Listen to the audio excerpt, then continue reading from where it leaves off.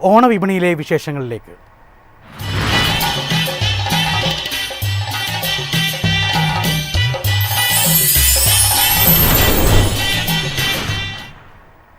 ഓണത്തിൻ്റെ വരവറിയിച്ചുകൊണ്ട് ഇത്തവണയും ഇതര സംസ്ഥാനങ്ങളിൽ നിന്നും പൂക്കളെത്തി തുടങ്ങി. ആവശ്യം കൂടുന്നതിനനുസരിച്ച് ഓണനാളുകളിൽ വില കൂടിയേക്കുമെന്നും വ്യാപാരികൾ.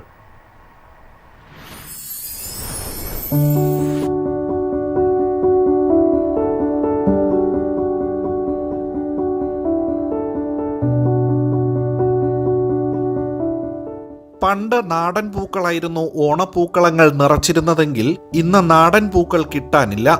മൺതറയിൽ ചാണകം മെഴുകി പൂത്തറയൊരുക്കുന്ന വീടുകളും ഇന്ന് വിരളം. തുമ്പയും തെച്ചിയും മുക്കുറ്റിയും കണ്ണാന്തളിയും കൃഷ്ണകിരീടവും കാശിത്തുമ്പയുമൊക്കെ പൂക്കളങ്ങളിൽ കാണാനില്ലാതെയായി.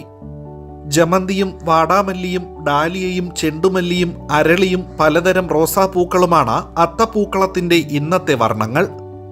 പൂക്കളമൊരുക്കാൻ ഇവയൊക്കെ ഇന്ന് ഇതര സംസ്ഥാനങ്ങളിൽ നിന്നെത്തണം.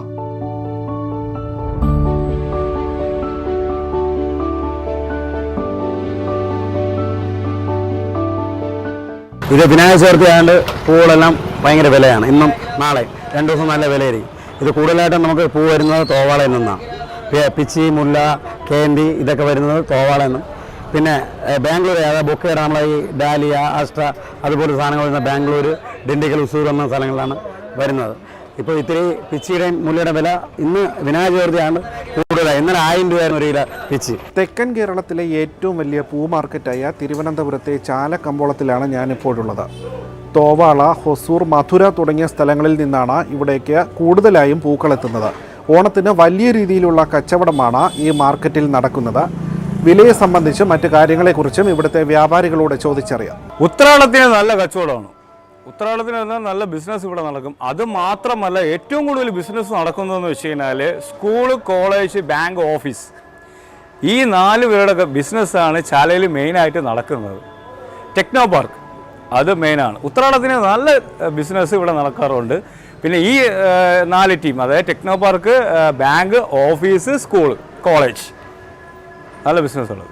കേരളത്തിന്റെ ഓണം പൂവിപണിക്കായി ആയിരക്കണക്കിന് ഏക്കർ കൃഷിയിടങ്ങളിലാണ് അന്യസംസ്ഥാന സ്ഥലങ്ങളിൽ പൂക്കൃഷി നടക്കുന്നത്.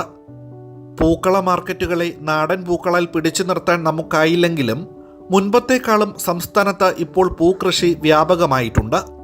തദ്ദേശ സ്വയംഭരണ സ്ഥാപനങ്ങളും ഈ ലക്ഷ്യത്തോടെ കർഷകർക്ക് പിന്തുണ നൽകുന്നുമുണ്ട്. വരും കാലങ്ങളിലെങ്കിലും മറുനാടൻ പൂക്കളെ ആശ്രയിക്കാതെ നാടൻ പൂക്കൾ കൊണ്ട് സമൃദ്ധമാകട്ടെ നമ്മുടെ പൂക്കളങ്ങൾ എന്ന് പ്രത്യാശിക്കാം. ക്യാമറാമാൻ അരവിന്ദിനൊപ്പം അമൽ, മൈഫിൻ TV, തിരുവനന്തപുരം.